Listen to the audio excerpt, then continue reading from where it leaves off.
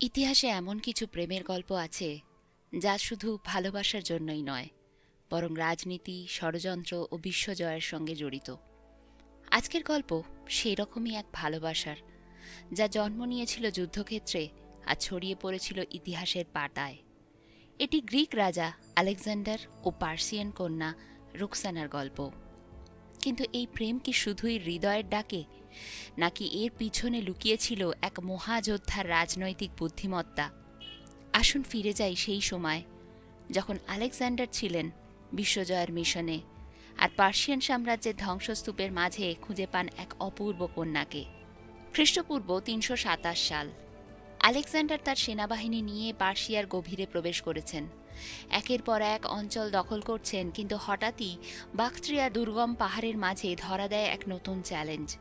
এই অঞ্চলের শাসক ছিলেন অক্সিয়ার্টেস, যিনি ছিলেন দারিউসের এক অনুগত সৈনিক।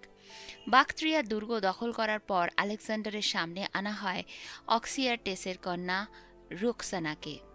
রুক্সানা ছিলেন ইরানের বাকট্রিয়ার অঞ্চলের এক সম্ভ্রান্ত কন্যা, যিনি তার সৌন্দর্য, আত্মমর্যাদা ও বুদ্ধিমত্তার জন্য পরিচিত ছিলেন। পার্সিয়ান ঐতিহ্যের অন্তর্গত এই নারী ছিলেন উচ্চশিক্ষিত এবং কূটনৈতিক পরিস্থিতি বোঝার ক্ষমতা রাখতেন। বলা হয়ে থাকে, রোকসানার রূপ দেখে প্রথম দর্শনেই মোহিত হয়ে পড়েন আলেকজান্ডার। কিন্তু এই প্রেমের পেছনে কি লুকিয়েছিল আরও গভীর কোনো উদ্দেশ্য? আলেকজান্ডার শুধু একজন যোদ্ধা ছিলেন না, তিনি ছিলেন এক কূটনীতিকও।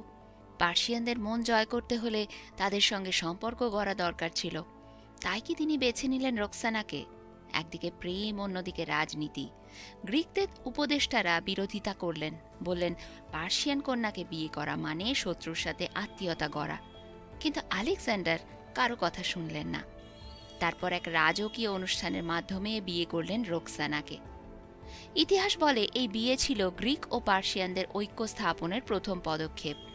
এর আগে আলেকজান্ডার বহু পার্সিয়ান সৈন্য ও কর্মকর্তাদেরও তার সেনাবাহিনীতে অন্তর্ভুক্ত করেছিলেন। তিনি চেয়েছিলেন পার্সিয়ান সংস্কৃতিকে গ্রহণ করতে, যাতে সাম্রাজ্য শাসন সহজ হয়।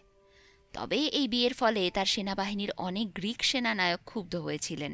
খ্রিস্টপূর্ব ৩২৩ সালে মাত্র ৩২ বছর বয়সে আকস্মিকভাবে মৃত্যুবরণ করেন আলেকজান্ডার। তার মৃত্যুর কারণ নিয়ে অনেক তত্ত্ব রয়েছে। কেউ বলেন তিনি জ্বরে ভুগে মারা গেছেন, আবার কেউ মনে করেন তাকে বিষ প্রয়োগ করা হয়েছিল।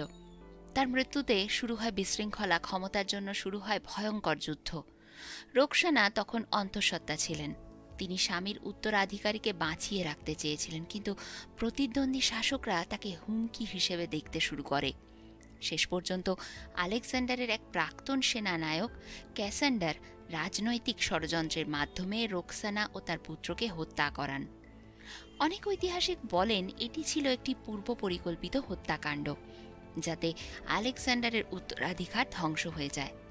ভালোবাসার গল্প, যা শুরু হয়েছিল রাজকীয় রোম্যান্স দিয়ে, শেষ হল নির্মম বিশ্বাসঘাতকতা আর মৃত্যুর মাধ্যমে। আলেকজান্ডার ও রোকসানার প্রেম কি শুধুই রাজনীতি ছিল, নাকি সত্যিকারের ভালোবাসার গল্প? ইতিহাসে এর উত্তর নেই, কিন্তু যা নিশ্চিত তা হলো এই ভালোবাসার গল্প আজও মানুষকে বিস্মিত করে। এটি ছিল ভালোবাসা, কূটনীতি আর যুদ্ধের এক অমর কাহিনী। তাহলে বন্ধুরা, কেমন লাগলো এই ভালোবাসার গল্প? যদি ভালো লেগে থাকে তাহলে লাইক দিন, বন্ধুদের সঙ্গে শেয়ার করুন, কমেন্ট করুন, জানান কেমন গল্প শুনতে চাইছেন আপনারা। সাবস্ক্রাইব করুন আমাদের চ্যানেলকে, যাতে এরকমই নতুন নতুন গল্প আপনি শুনতে পারেন। দেখা হবে পরবর্তী ঐতিহাসিক প্রেমের গল্প নিয়ে খুব তাড়াতাড়ি।